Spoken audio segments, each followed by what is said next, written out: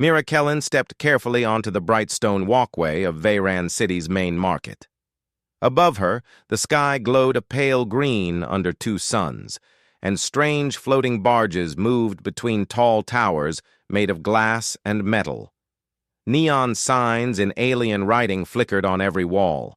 The air was full of voices, some high and sharp, some low and rumbling, and the smell of spice, oil, and hot metal surrounded her. Mira was one of the few humans here. She worked as an engineer on an interstellar cargo ship and had a few hours off before departure.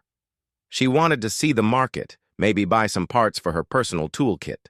She kept her tool pouch slung at her side and walked with a curious but careful eye. Veyran City was beautiful, but it was also dangerous for anyone who did not know its rules. She stopped at a stall selling small, crystal-like batteries. The alien merchant, a thin creature with 4 arms and shimmering eyes, was explaining the price when it happened. A shadow fell over her. A large, clawed hand closed around her arm, firm but not painful, and she felt warm scales under her sleeve. She turned, startled, and found herself staring up into the face of a Drakiri. He was tall, at least a head higher than the tallest human she had ever met. His skin was covered in dark bronze scales that caught the sunlight like polished stone. His eyes were a deep gold, sharp and watchful, and his jawline was lined with small, delicate horns. A faint scent of smoke hung around him. He leaned down, his voice a deep whisper. "Pretend you're my wife." Mira blinked, thinking she had misheard. "What?" she whispered back. "Now," he said, still quiet but urgent. His eyes didn't leave hers. "If you don't, we both die." Her heart skipped. She opened her mouth to demand an explanation, but then she noticed his gaze flick over her shoulder. Slowly, she turned her head just enough to see 3 tall figures were moving through the crowd behind her. They wore dark armor with smooth, mask-like helmets. Long weapons hung at their sides, glowing faintly blue. They moved with purpose, scanning the people around them. Even in the busy, noisy street, something about them felt wrong, cold. "They're looking for me," the Drakiri said softly. "If they think you're my bonded mate, they can't touch me without starting a political firestorm. Drakiri law." Mira was no expert on alien politics, but she knew enough to understand the danger. These weren't city guards. Whoever they weren't here for friendly conversation. The Drakiri moved closer, his arm slipping around, her shoulder in a protective gesture. "Name's Vileros," he murmured. "Just follow my lead." Before she could argue, he began walking, guiding her away from the stall. Mira forced her legs to move. Her mind raced. She didn't know this alien, didn't know what trouble he was in, but the way those armored figures moved through the crowd made her think of a predator hunting its prey. They passed under a row of bright banners flapping in the warm breeze. Mira tried to look casual, but her hand stayed close to the wrench in her pouch. Vileros kept a steady pace, steering them toward a side street. The marketplace noise faded as they entered a narrow lane between 2 tall buildings. Steam hissed from vents in the walls, and the ground trembled faintly from machinery deep below.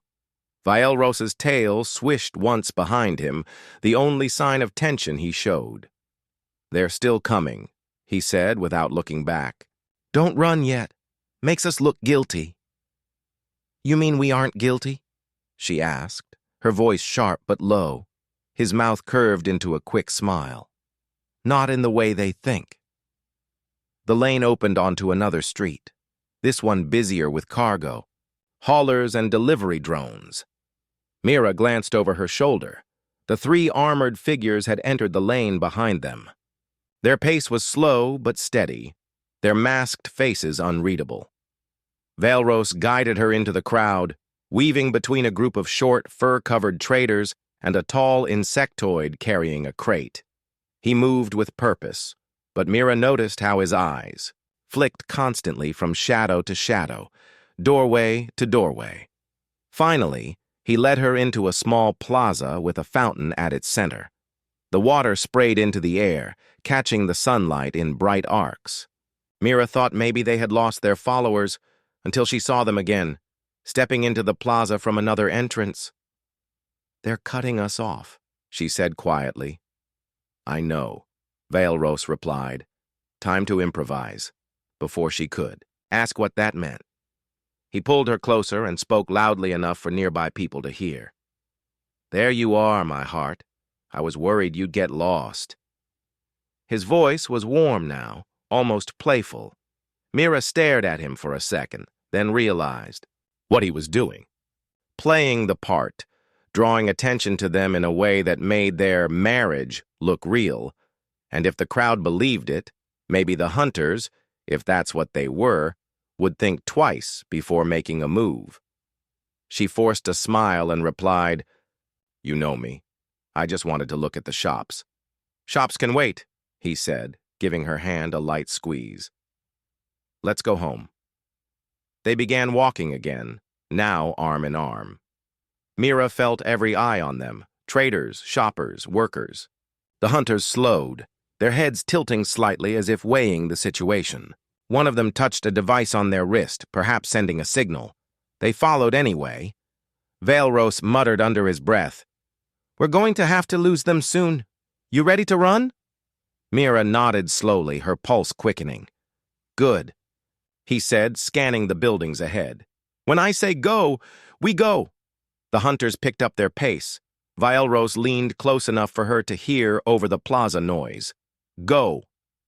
Valros didn't wait for Mira's reply. The moment he said, "Go," he pushed forward through the crowd, still keeping his arm around her shoulders. Mira ran beside him, weaving between merchants and shoppers. She could hear the sound of the hunters' boots hitting the stone ground behind them, steady, unhurried, but getting closer. They moved like predators who knew their prey had nowhere to hide. The two of them turned sharply into a narrow alley. It was shaded and smelled of metal, smoke, and cooked food. Pipes ran along the walls, some dripping with warm steam. Mira's boots splashed through puddles of strange-colored water as they ran. "Why aren't we just running in a straight line out of here?" she asked between breaths. "Because," Valros said without slowing down, "a straight line is easy to predict. We have to make it harder for them." They turned again, passing a row of small shops that sold glowing jars and strange mechanical parts. The shopkeepers stared as they rushed by, but no one said a word. In Veyran City, people minded their own business, especially when danger was near. Valros led her toward a metal staircase bolted to the side of a building. Without stopping, he jumped up the steps two at a time. Mira followed, gripping the railing tightly. The staircase swayed under their weight, but held. At the top, they reached a narrow walkway that connected to another building. From here, Mira could see more of the city. The endless maze of streets below, the taller towers in the distance, and the floating barges drifting above. The wind carried the smell of fried food and engine fuel. Valros glanced back. The hunters had entered the alley and were now climbing the stairs. They moved with the same calm precision, their glowing weapons still at their sides. "They don't give up, do they?" Mira said. "No," Valros replied. "That's what makes them dangerous." They ran along the walkway until they reached another set of stairs leading down. This time, Valros stopped halfway and ducked into a service door. Inside was a dim hallway lined with humming machines. The air was cooler here, and the sound of the city was muted. "What is this place?" Mira whispered. "Maintenance tunnel," Valros said. "It connects the market to the East Cargo District." They moved, quickly, their footsteps echoing. At one point, Mira saw a small cleaning robot rolling along the floor. It paused to scan them, then rolled away without interest. The tunnel twisted and turned. Valros seemed to know exactly where to go, but he kept glancing over his shoulder. "We can't stay in here long," he said. "They'll split up and cut us off." Mira frowned. "Then where are we going?" "To someone who owes me a favor." They reached a heavy metal door at the far end. Valros pressed his hand to a scanner, and the door slid open with a hiss. Beyond it was a bright open space. Another street, but busier and louder than the marketplace. Cargo haulers rumbled past, their engines growling. Large crates floated on grav pads, guided by workers in colored uniforms. "This is the East Cargo District," Valros explained as they stepped into the noise. "Lots of traffic. Easier to disappear." They merged into the crowd. Mira tried to walk naturally, but her eyes kept flicking to every shadow, every movement behind them. She spotted one of the hunters at the far end of the street. He wasn't chasing, just walking, watching. "They're here," she murmured. "I see them," Valros said. His voice stayed calm, but his tail flicked once, a sign of irritation. "We go to the lift." The lift was a tall glass cylinder at the side of a building. A small group of aliens waited for it, chatting in low tones. Valros and Mira joined them. When the lift doors slid open, everyone stepped inside. The moment they did, Mira froze. One of the hunters was already there, standing at the back. The glassy mask reflected her own startled face. Valros moved slightly in front of her, his stance protective. The other passengers didn't seem to notice the tension. The lift doors closed, and it began to rise. Mira's pulse pounded in her ears. The hunter didn't move, just stood there, silent, watching them. At the next stop, the other passengers stepped out, leaving only the three of them inside. Valros spoke first, his voice low. "You don't want to do this." The hunter tilted his head. "You are in possession of stolen property," he said in a flat, mechanical tone. "Hand it over, and you may live." Mira glanced at Valros. His jaw tightened. "Not going to happen." The hunter stepped forward, but Valros moved faster. In a flash, he slammed his hand onto the emergency panel. The lift jolted to a stop. The sudden motion threw the hunter off balance for just a second. But it was enough. Valros lunged, his tail sweeping the hunter's legs. Mira reacted instinctively, pulling out her wrench and jamming it into the lift's control slot. Sparks flew, and the door snapped open halfway between floors. "Go!" Valros barked. Mira scrambled through the gap. Valros followed, landing in a narrow service platform outside the lift shaft. Behind them, the hunter tried to push through, but the damaged doors groaned and stuck. They didn't wait to see if he'd break free. Valros led her down another staircase into a maze of catwalks and pipes. The noise of the cargo district faded again as they descended into the city's underworks. Only when they reached a shadowy, quiet corner did they stop to catch their breath. Mira leaned against a wall, her chest rising and falling. "You weren't kidding about them being dangerous." Valros gave a short nod. "That was one of the hunters, and now they know we're together," she frowned.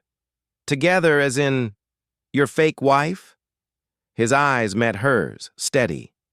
"Together as in our lives are linked now. If they catch me, they'll take you too." Mira swallowed. She didn't like the sound of that. "Come on," Valros said, pushing away from the wall. "We still have to reach the safe place before nightfall." Mira followed, her mind full of questions she wasn't sure she wanted answered. The underworks of Veyran City were a maze of pipes, shadows, and quiet echoes. Thick steam hissed from valves, and the air smelled faintly of oil and rust. Mira followed Valros through the dim passages, stepping carefully over cables and metal grates. Somewhere above them, the heavy hum of cargo haulers vibrated through the walls. Valros moved like he'd been here many times before. His golden eyes scanned every corner, every doorway, always alert. Mira noticed he kept himself between her and the open paths, as if shielding her from anything that might appear. Finally, they reached a small metal door tucked between two thick pipes. Valros pressed his clawed fingers against a round scanner. It blinked blue, then the door slid open with a soft hiss. Warm light spilled out. Inside was a narrow room filled with tools, storage crates, and a faint smell of burnt wires. A humming generator sat in the corner, and a small round table with 2 chairs took up the center space. "This is one of my hideouts," Vialros said, stepping inside. "Not perfect, but safe for now." Mira followed, glancing around. "So this is where you bring all your fake wives?" she said dryly. Vialros gave her a quick sideways look. "You're my first." She didn't answer. Instead, she sat down at the table, still catching her breath from the escape. "Now that we're not running for our lives, maybe you can explain what's going on." Vialros opened a storage crate and pulled out a small silver device. He set it on the table between them. It was shaped like a thick bracelet, made of smooth metal with faint glowing lines along its surface. "This," he said, "is a Drakiri bond cuff. Once active, it creates a visible mark of union between 2 people. In my culture, if someone is bonded, harming them or their mate without permission from the council is a crime." Mira frowned. "And you want me to wear that?" "I already told you why," Vialros said. "Those hunters are working for someone powerful. As long as they believe you're my bonded mate, they can't move against me in public. It buys us time." She crossed her arms. "Or it ties me to a complete stranger who drags me into his problems." Vialros didn't flinch. "You're already in my problems. The moment you stood next to me in that market, they saw you. Now, you're part of the equation." Mira hated that he was right. She sighed, leaning back in her chair. "Fine. But you're going to tell me everything. No more half answers." He nodded. "Deal." He picked up the bond cuff and held it out to her. Mira hesitated, then slid her wrist into it. The metal felt cool at first, then warmed, and the faint lines lit up with a soft blue glow. A thin band of light appeared around Vialros's left wrist at the same time. Mira stared at it. "That's it? We're married now?" "Bonded," he corrected. "It's a legal shield, not a ceremony." "Good," she said, "because I don't even know if you snore." For the first time, Vialros gave a short laugh. "You're different from most people I've had to protect." Her brow furrowed. "Protect? What exactly are you protecting?"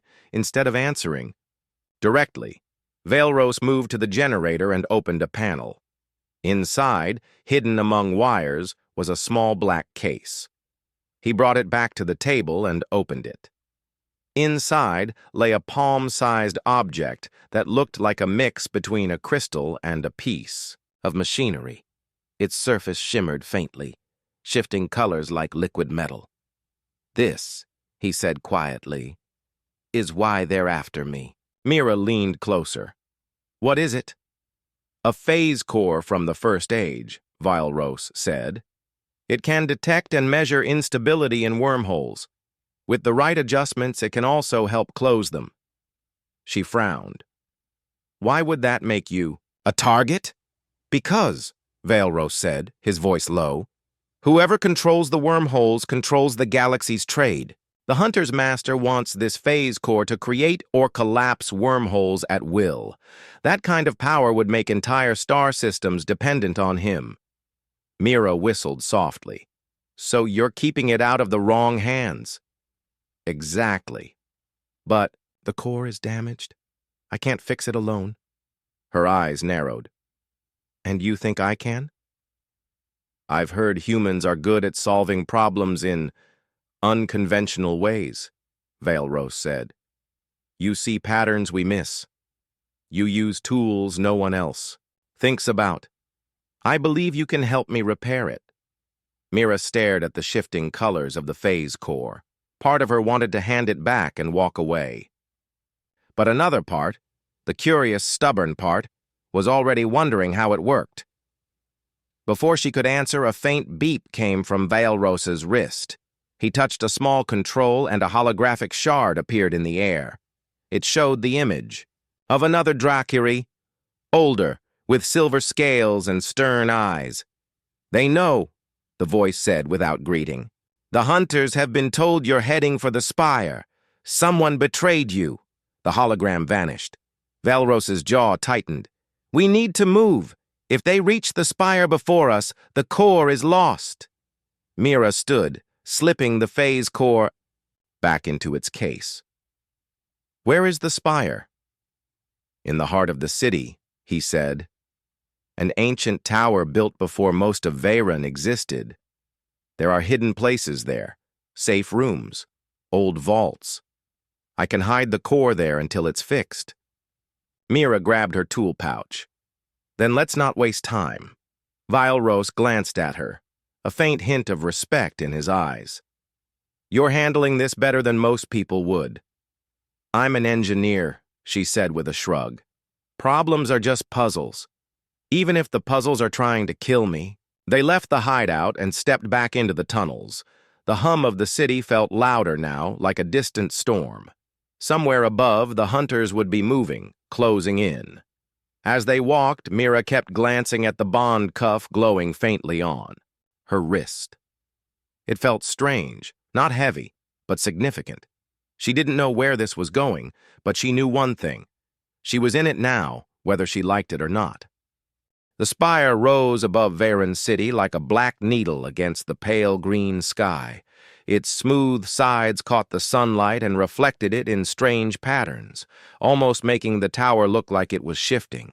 From the ground, it seemed impossibly tall, so tall it vanished into the haze above. Mira and Valros reached the base of the spire just before dusk. The streets here were quieter, the crowd thinner. The air was cooler, and a faint hum seemed to come from the tower itself, like the deep voice of something ancient.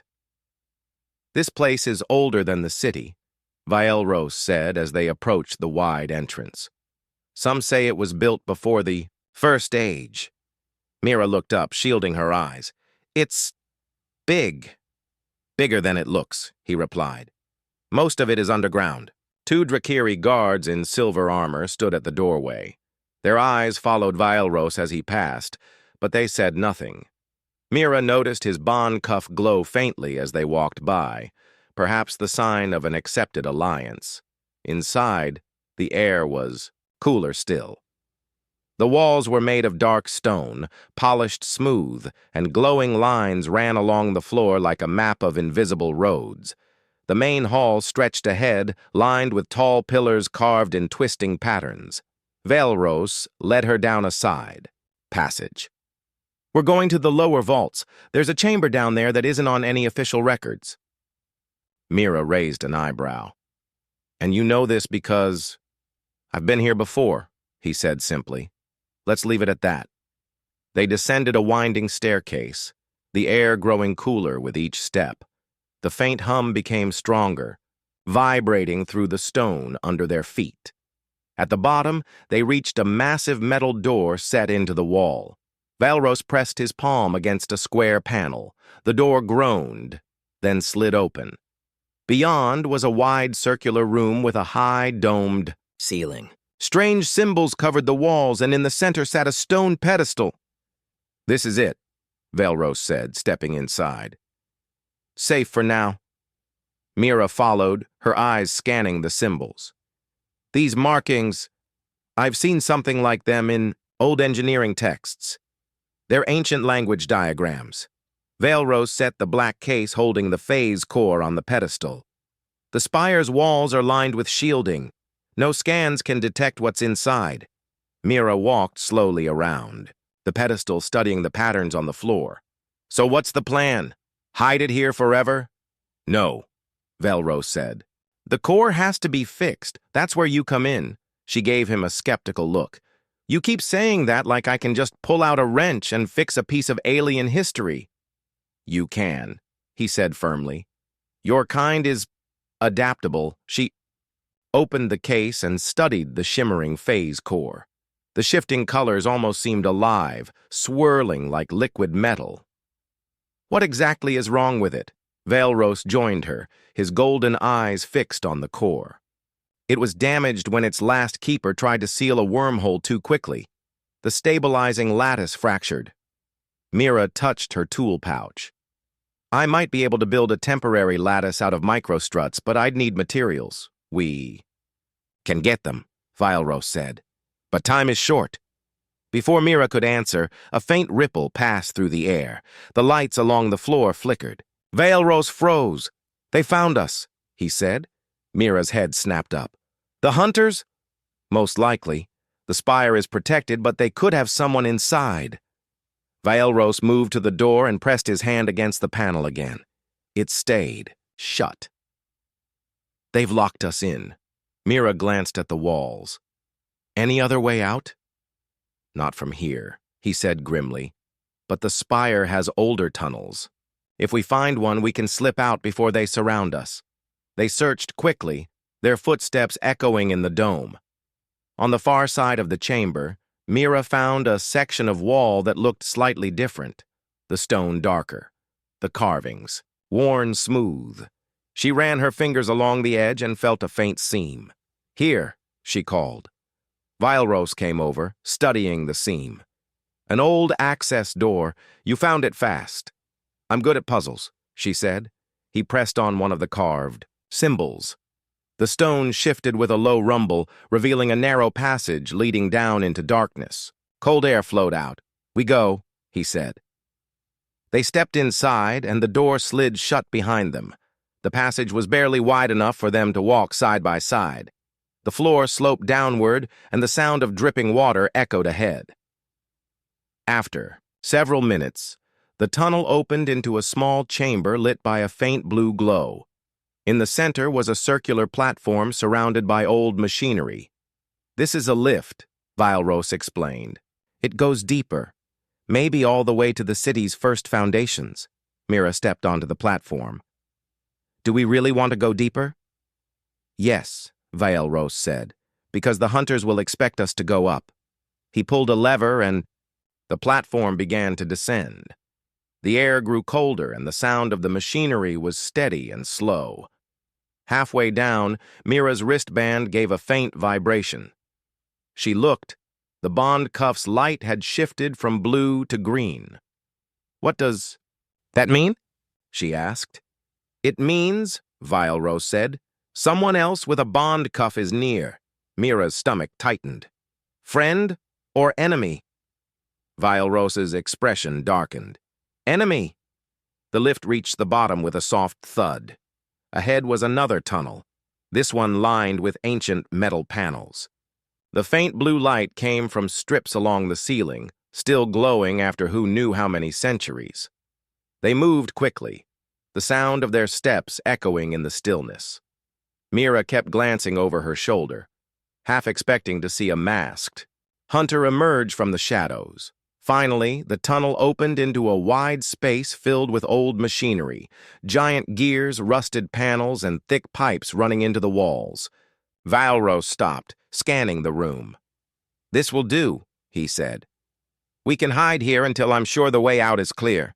Mira studied the machines. Or I can start working. Vialros gave a small nod. Then work fast. The next morning, the city of Lornath was quiet. Almost too quiet. Lena woke up in the small inn room where she and Kyle had spent the night.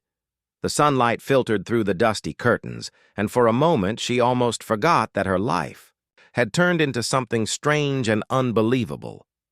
But the deep, steady breathing of the dragon man sitting by the window reminded her. Kale was awake, his eyes scanning the street below. He did not look at her immediately, but Lena could tell something was on his mind. You didn't sleep, she said softly. He finally turned. There is no time to sleep. They are close. Lena frowned. Who? The hunters? Kyle nodded. They are not just hunters. They are the Scaled Guard. They track dragons who leave their own world. They will not rest until I am caught. She sat up, pulling the blanket around her shoulders. Then tell me why you came here at all. Why pull me into this? You could have hidden alone. Kyle hesitated, as if weighing his words. Because the thing I carry, it cannot fall into their hands. What thing? Kyle reached into his travel pack and pulled out a small crystal orb. It was no larger than an apple, but inside it swirled a moving storm of light. The colors shifted slowly, almost like the sky at dawn. This, Kale said, is called the Heart of Aerith. It is part of my people's lifeblood. With it, one can open the bridge between worlds. Lena leaned closer, mesmerized. It's beautiful. But why would they want it? They want control, Kale explained. If they open the bridge, they can invade your world. Humans will not survive their fire. A chill went through Lena. So you're protecting us? Yes. I stole the heart before they could use it. That's why they chase me. And that's why I needed someone from your world to hide me. His gaze held hers. They cannot sense me as easily when I am close to a human, when I pretend to belong. Lena's heart pounded. She understood now. All the strange behavior, the whisper in the street, the fake story, it was all a shield. So, I was your cover. Yes. But, Kale's voice softened, I did not expect you to help me willingly. I thought you would run away. Lena looked away, unsure how to answer. She had thought about running more than once, but something in Kale's eyes, something lonely, had stopped her each time. Before she could respond, a loud thud came from the hallway outside. Both froze. Kale was on his feet in a moment. They found us! The door shook as something slammed against it. Kale shoved the orb into Lena's hands. Hide it! Don't let them touch it! But, she began, but the door cracked open and a tall figure in dark armor pushed through. His helmet was shaped like a dragon's head, and scales of black metal ran down his arms. Kyle roared, a sound more dragon than man, and lunged at the intruder. The two crashed into the wall, the wooden boards splintering. Lena scrambled to hide the orb under the bed, but another armored figure appeared in the doorway. She grabbed the nearest thing, a heavy metal pitcher, and threw it. It hit the second guard's helmet with a sharp clang, buying her a moment. She ducked past him and ran into the hallway.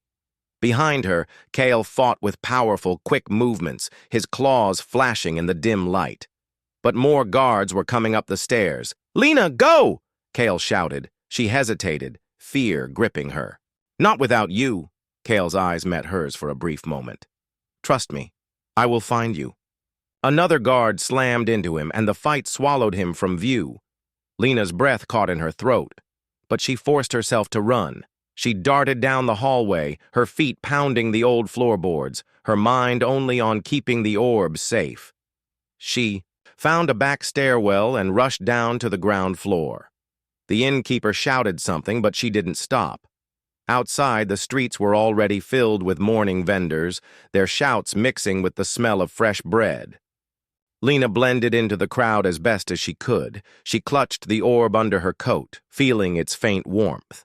Each step away from the inn felt like a step deeper into danger, but she kept moving. She didn't know where to go, only that she had to stay ahead of the scaled guard. A voice behind her made her freeze. Human girl. She turned slowly. A woman stood in the shadow of an archway, her eyes sharp and strange.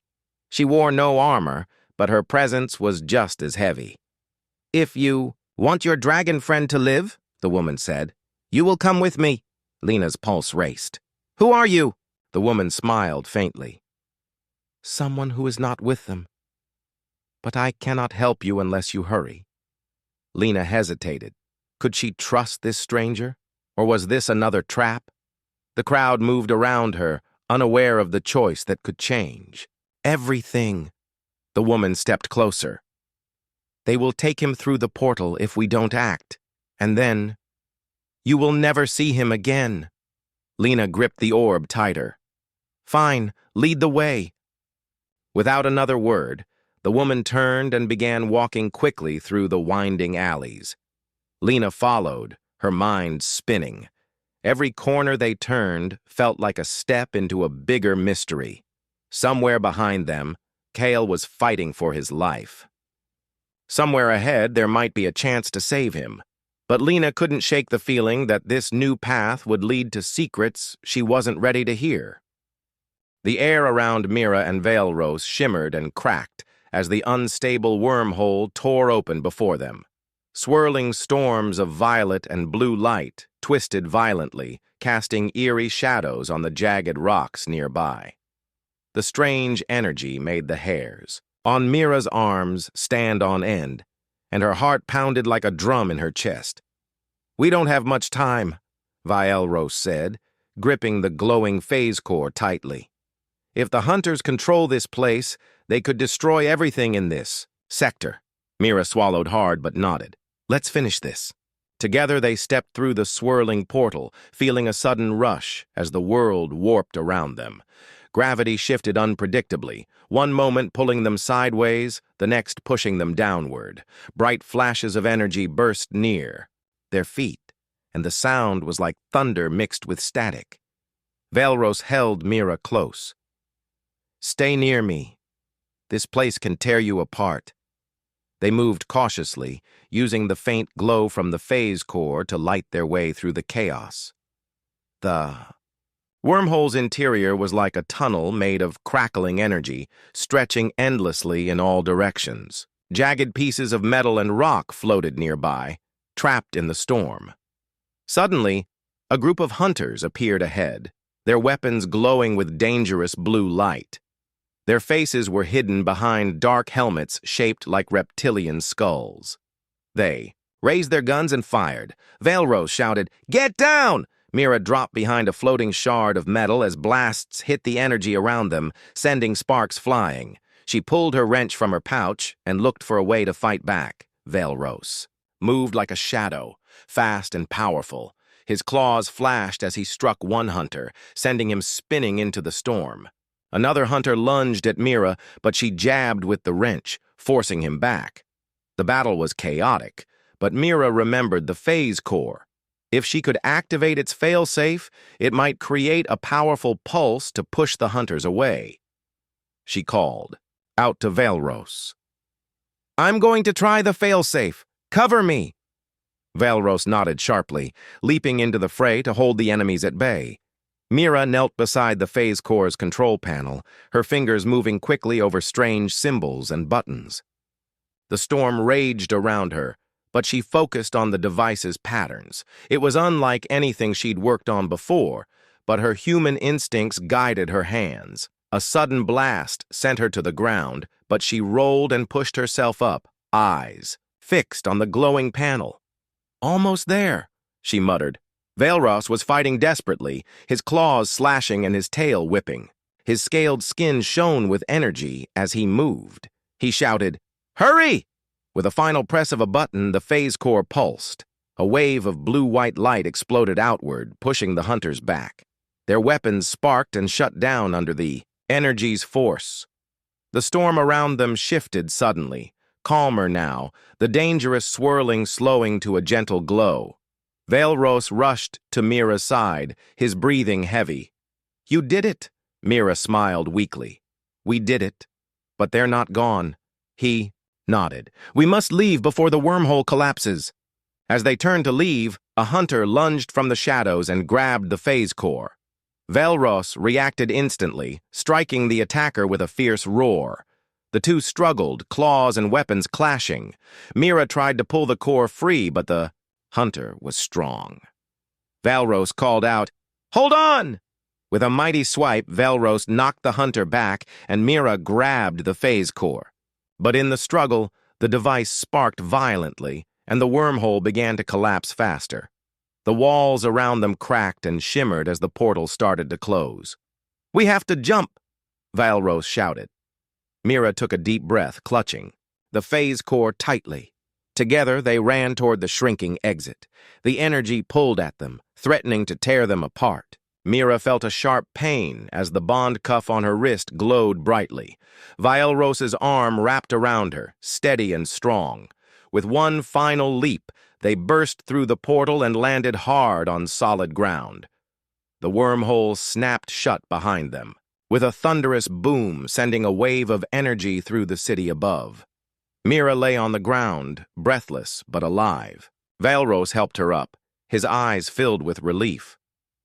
"We stopped them," Mira said, still shaken. "For now," Valros replied. "But there will always be those who want that power." Mira looked at him, the bond cuff glowing softly on her wrist. "So what now?" Valros smiled faintly. "Now you choose. You can leave, go back to your old life." She shook her head. "No, I want to stay. If humans can help like this, maybe we have a place here after all." He reached out, taking her hand. "Then welcome to my world, and to my life." Together they looked out over the city, the stars shining bright above. The future was uncertain, but for the first time, Mira felt hope.